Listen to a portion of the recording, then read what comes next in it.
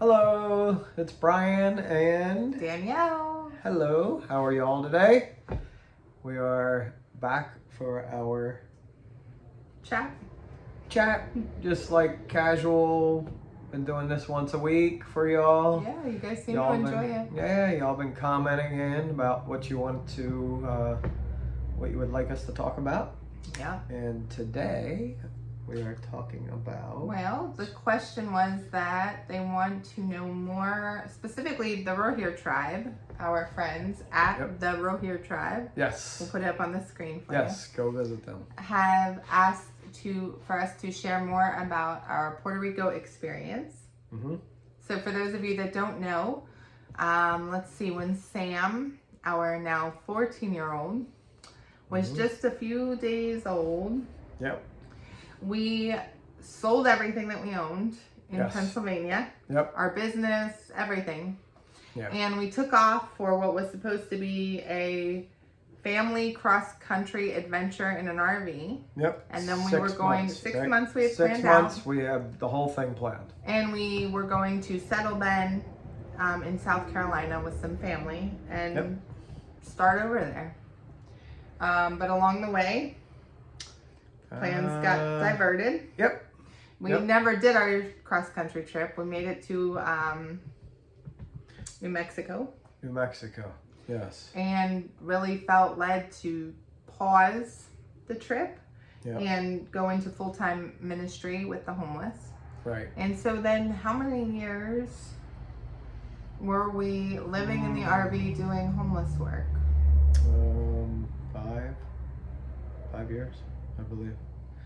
About Becca 5 years. Becca born. was born, and then it pretty much started coming to a quick stop at that point. Right. So about 5 years. And they're about 5 years apart. Becca Yeah, we and lived Sam, in the RV about 5 years. Yep, when Becca was born, it was just, we were getting a little crowded in the RV, and we just kind of felt our Creator moving us in a different direction. Right, but we didn't feel like stopping ministry necessarily, and so we started, we've always been the type of people that believe, like, if you're hearing something multiple places from multiple people out of nowhere, you should consider what's being said. And these things kept being put in front of us to go to Puerto Rico. And we were like, never even thought about being in Puerto Rico. Yeah. But everyone said, you don't need to know Spanish. You'll do just fine in Puerto Rico. And we did. We did so just fine. We decided to do that. Now, all through our ministry work, we supported ourselves. We believe, we personally believe in having your own income. Right. I thought you were looking outside. No, you were looking at me. No, I was looking at you. Yes, Okay. I'm just listening. Yeah. We believe in supporting our own ministry, but I mean that's just for us. This is what we talk about. Our path is just ours, our story. But the reason I'm telling you that is because we never had like a church or a ministry supporting us. Is what I'm saying. We supported ourselves. And did what we did because we were able to, because we were blessed enough to do that. And so we went to Puerto Rico. Becca was a baby. We didn't really have plans on how long we were going to be there. Nope, we had no idea. We were just going. We didn't even know really if we were going to come right back or not. Right, that was an option. We went down and we got a temporary place for a month. And we said, well, let's go down and check it out, see what it's like, see if there's people down there in need. We moved into a really low income, one of the lowest income areas on the island. That's where we wanted to be. Right. And there were people down there in need. And we said, okay, let's see if we can get a place for a year. See if we can get a lease for a year. And we didn't know if we were going to get it. And then we came down to the last couple of days down there. We were like, guess we better start lining up a flight home. Yeah. So, and then I got a phone call like a couple days before, and this gentleman that I had inquired about, I didn't hear from him for like a week, called me out of the blue and said, "Hey, you still want that place?" And I was like, "Yep, let's do it." Beautiful place. Beautiful place, by the way. It was in a very low income area, but it was right on the beach. But it was very cheap because of where it was. It was really cheap because nobody really wanted to be there. Right. But it was a really nice place. There were condos kind of in the middle of this low income area, and it was cool. We wound up staying there over a year. We wound up staying almost a year and a half. It was right on the beach, by the way. Yeah, I was just thinking the other day about, we had Matthew in Puerto Rico, and that was my easiest, most peaceful birth. And I think it really had to do with the beauty and tranquility of being on the beach. Yeah, our condo literally faced the Atlantic Ocean. And we paid less for that than anything we could ever find in the States. We have paid less rent for that place than anywhere we've ever lived. So, but the struggles that we ran into, I think the major one was that, yes, in Puerto Rico, a lot of people speak English, but those are in your educated, affluent areas. Well, more touristy areas, which is understandable because they want to cater to the tourists, so they kind of have to learn English there to be able to sell what they want to sell or whatever it is. They need to be able to communicate because a lot of people come in on cruises there, and that's more like your San Juan areas and western Puerto Rico. When we were in the northeast corner of Puerto Rico. Yeah, we stayed in Louisa. Louisa, we stayed in. Yep. Yeah. Very poor area, very kind of run down. And nobody spoke English. Nobody. Because they weren't educated. Nope. They didn't learn English. And I'm not that I don't when I say they were not educated, I didn't mean that I don't mean that in a derogatory way. I meant that people in Puerto Rico who go to the better schools, they learn English and Spanish. That's what I meant by educated. So in those schools there, they weren't teaching both Spanish and English. No, not where we were. They were not. And there wasn't really a need because there wasn't really a lot of English-speaking Americans where we were. And if there were English-speaking Americans there, they spoke Spanish too. Right. So when we didn't. And I had to learn enough. Like I couldn't even probably speak a lot of it today because we've been gone so long. But I learned enough to get by at the grocery store and where I needed to go. There was a little grocery store in the corner and we had to go there often because the other grocery store was pretty far away. Yeah. So we got, our basic needs there, eggs and, whatever there. But like I had to learn how to speak to them. Right. So. And even when we would try and learn Spanish, we found that the dialect was so different. Yep. Like the Puerto Ricans speak like almost their own Spanish. It's called Caribbean. Is that what Spanish? They call it? I think that was the slang term for it. Yeah. It's very fast and it's very hard to understand. Yeah. And it was very difficult. It was. But it was very rewarding. We learned a lot. We helped a lot of people while we were down there. Not as many as we could have up here because of the language barrier and just trying to find more people to help down there was could be difficult at times. But I think that we had come to a place where we became so committed in staying there and learning what we needed to learn to accomplish what we wanted to accomplish that the thought of coming home had stopped occurring at some point. Yeah, we were just going to stay for as long as we needed to. We had no need to come home. Nope. Really thought that this was where we were called to be. We were going to build our lives there. And we loved it there. We did love it there. And the people were fantastic. It was a great place to live. Yep. It was. I mean, there were definite downsides to Puerto Rico. Don't get us wrong. The crime rate is so beyond what you even are ever told about. Right. However, the crime against children down there is very low. I agree with that. And they having a large family down there, they really liked us, and they did. they had our back. In other words, and even even the people that were committing the crimes knew better than to mess with children down there, because people, is true.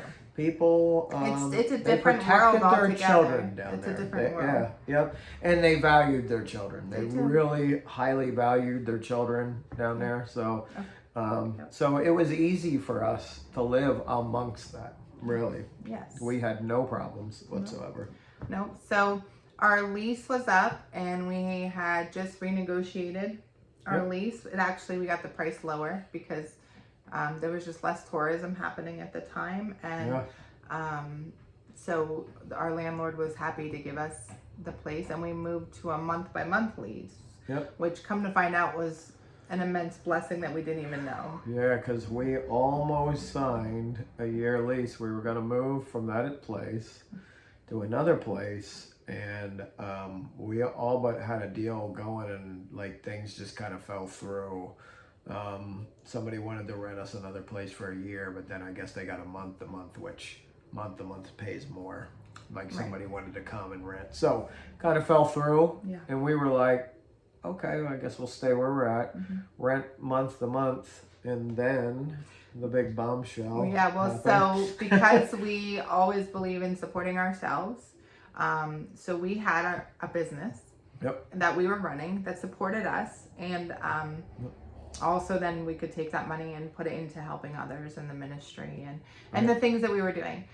Out of the blue, our income, I don't want to go into details or what company we had or anything like that, because it's not relevant. The relevant part is that overnight our income stopped. Just stopped. It stopped. We got cut down in commission-based pay a lot. So our income pretty much stopped. It pretty out much of the blue. stopped. And there was no warning. It just was no more. Right.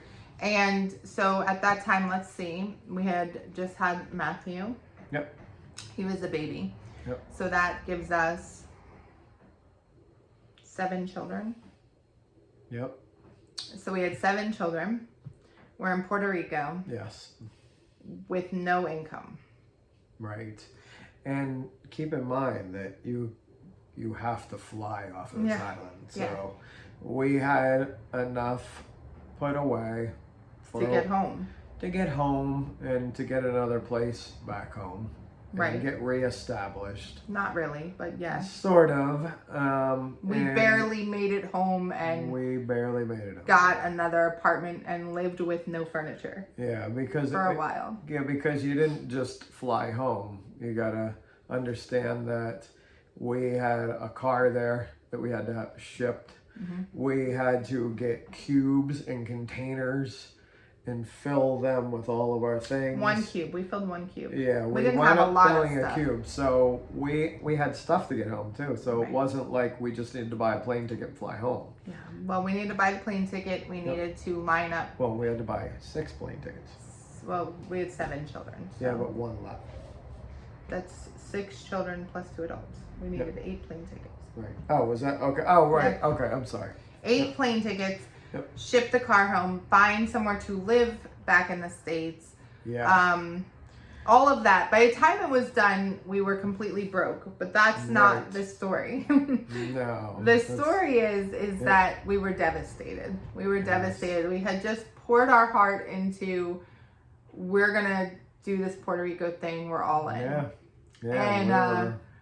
And it was just like ripping the rug out from underneath us. Yeah, and we looked at that so terribly. Like, this is such a bad thing that's happening. And come to find out, we come home, still looked at it as a bad thing, couldn't understand why all this was going on. And so I think that we kept faith through it. Our faith was very strong. We always kept faith through it, and that we would eventually one day maybe know why and maybe not. But it still, things didn't look great for us, even though we kept a good attitude and all that, and we kept our faith. I'm not saying that. I'm just saying that it didn't look good Like, even from the outside looking in, it's like, wow, they really went through some hard times. Well, right, because I think from an overall picture of our walk, our lives, you know, we struggled financially in the beginning when we had young children. We did well in our businesses. Yeah, we did extremely well. We did so well that we were able to fund the ministry. The ministry work for years. Sell all of our things, pay off every bill, went debt free. Right. Owned a beautiful RV outright to go on that vacation, to pay for everything on that vacation, and wind up landing with money, with plenty of money, and having still a good income coming in while we were down there. Very good income. Right. Yep. To just barely make it back to the States with nothing. Right. Was like, we still had faith. It was just heartbreaking. It was heartbreaking. There were moments of like, what do we do now? Yep. Because we worked so hard. So. Yep. So. But our Father is so good. Our Father in heaven is so merciful. And so good, even when everything looks so bad. Because he knew that January when we came home. We came home in February. We came home in February. Yeah. And he knew we moved to Georgia because it was the easiest place to ship our stuff. So we just thought we'll live in Georgia for a year. Right. Figure out what's next. Because everything had changed. Yeah. Yeah, because we needed to get another lease on a place. So... And, you know, trying to lease to a family of with 7 kids. Like 9 of us. Yeah. So we were just like, let's just get a lease for a year. Yeah. And so we lived that whole year, not the whole year, but come September, October, right? It was over Joshua's birthday. Okay, so Puerto Rico got the devastating Maria, was it? I don't remember the name of the hurricane, but that was when Puerto Rico got devastated. They were without power. They were without necessities. You couldn't even get fuel. You got to remember, everything needed to be shipped in there. Yeah, I mean, we talked to people down there. It was completely destroyed. I mean, the stuff on the news is what it is. Puerto Rico was destroyed. They were, absolutely. And there are still areas down there that are still hurting from that years ago. Yeah. So we just were like, wow. Because he knew we were so committed to staying there. We wouldn't have left. He had to do something to move us. Yeah. He had to take away all of our income. Yeah. To physically move us and protect our family. Yep. And then we knew why. Yeah. We were like, wow. I'm crying just thinking about it. He is so good to us, because we would have been stuck. We would have been stuck down there with 7 kids. Yeah. Yep. Yeah. Yeah, because from what I understand, it was hard enough for just a couple or a small family to get out of there, but to try and get 9 plane tickets or 8 plane tickets, it would have never happened. No. We would have never got out of there. No. Because people were scrambling last minute. I mean, they only had like a little over a week's notice, you know, or a little more, that this was going to happen. So, I mean, for us to do all that, it would have never happened. We couldn't even gotten our car, our van, out of there that fast. Like, we would have had to stay. Yeah. Or leave everything behind and try and hop a plane out of there. But it was hard. Even in the last days before the hurricane hit, we had friends there that we had made, and they couldn't get off the island. No. So to get 9 of us off the island would have been impossible. Pretty much impossible. Yeah. And it was sad, because they were asking me what I could do from here, and I said, there is absolutely nothing that I can do from here. No, I mean, remember at that moment we were broke. Yeah. We were broke. So they had known us as the people who always helped and always gave and always did, but we couldn't. We were so powerless in that situation to help anybody. We were still trying to get back on our feet. Yeah. So I guess the moral of the story, and what we preach to our children over and over and over again, is you just don't see the bigger picture. Right. You just never see the bigger picture. You only see the moment that you're in, when you're in it, and sometimes those moments feel so horrible. Yep.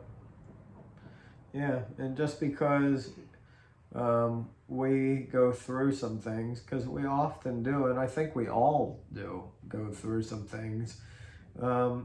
Sometimes it's just he's just teaching us, and he's growing character in us. And we, I always say, like, to Danielle, if it was all good all the time, we wouldn't even know what good really was. We would just take it for granted. And I think we'd be less grateful for the good times if it was good all the time. Right. So we, hey, we don't welcome the rough times and the bad times at all. We always, for a long time, we went after that. It was smooth sailing. We kept going, oh boy, it's coming. Because it always comes. It always comes. And it's okay. Because we have always stuck together. And we always have each other. That's right. And we always have our Creator. That's right. To go to. And we really hang on that. And sometimes that is just all we got is each other and Him. Yep. And our family. That's right. Our faith is everything for us. And so, hopefully that brings somebody else out there encouragement that I think there's lots of things in our lives that happen that we still don't have answers for. Right. But He does. Oh, yeah. He has the answers. And He knows what He's doing. Yeah, there's plenty of things we've gone through that we can still look back and go, I don't know about that one. Right. But there's some we look back and go, wow, He saved us again.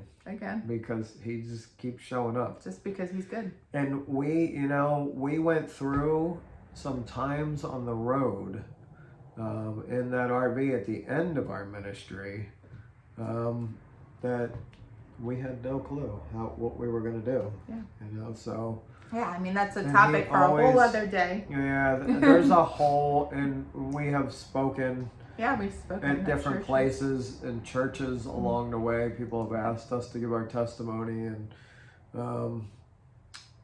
I guess, till you actually give it, you don't realize, I don't know what the word is I'm looking for, but... You don't realize the gravity of it. Yeah, I guess. I guess that's why Scripture says that they overcome Him by the blood of the Lamb and the power of their testimony. Right. Because speaking those things is just so powerful. It is powerful. And bringing this back up too is very powerful. It is.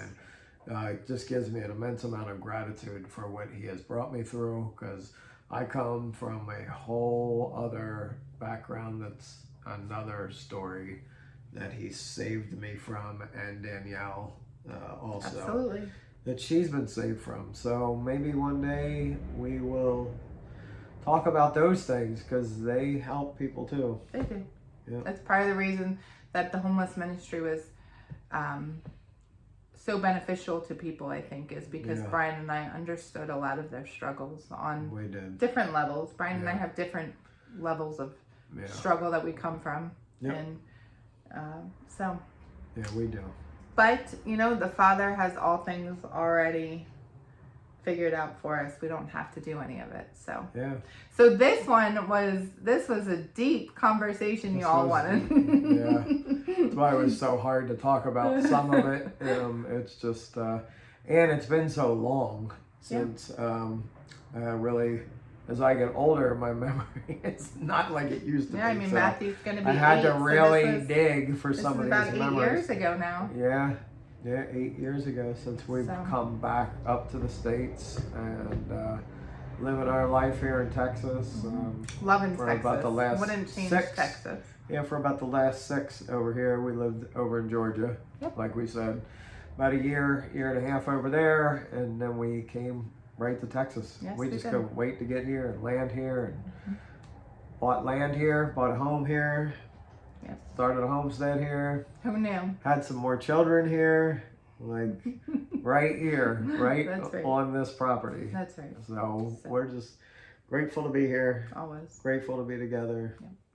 Grateful for you all. We are. Because this has been an amazing journey in itself to have, over 20,000. We just rolled over 20,001 subscribers right before we started this video. So that's really cool. Yeah. And seeing, you know, Brooke's just such a huge part of this. Without her, this channel would not exist. And without you, this channel would not exist. Without us, it may exist. Yeah, it could definitely yeah, exist. we're a much smaller part of it. I'm glad we can be a part of it. Yes. And I'm glad we can be a part of it for Brooke and for our family and for y'all, and just, you know, bring something to it. Absolutely. And, you know, today, just small part of our testimony. That's right. And you guys got to tell us what you want to hear about next. You want to hear something else from our journey? Do you want us to give you advice or tell you how we do something? Yeah. Let us know. You guys wanted these weekly conversations. I know y'all want us to go live. I'm just not sure. I'm thinking about it. Yeah. They've been begging for us to go live. Oh, yeah? Together. Yeah. I said I would go live. Yeah. You got convinced. It'll be a little, but yeah, still working on it's that. okay. When she's ready, we'll go live. So. Maybe. Yep. So maybe. Until then, tell us what you want us to talk about. Yeah. Till then, we'll just record. But soon, we will go live. No, maybe. We'll see. Maybe soon. Maybe later than sooner. If you all like this video, give it a thumbs up and don't forget to subscribe. Yep.